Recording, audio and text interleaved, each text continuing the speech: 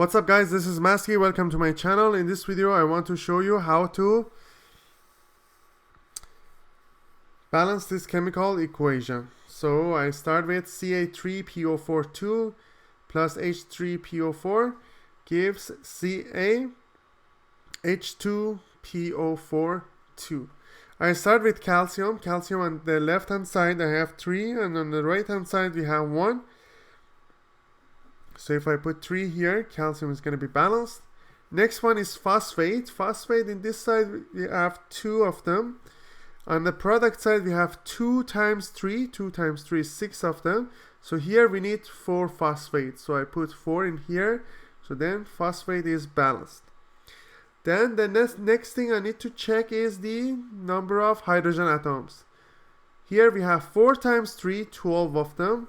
And here we have 2 times 2, 4, 4 times 3, 12. So hydrogen is balanced as well. And that's the balanced form of this equation. I hope you enjoyed this video. Please leave me a comment if you have any question and I'll get back to you as soon as possible. And please don't forget to subscribe this channel. Thank you.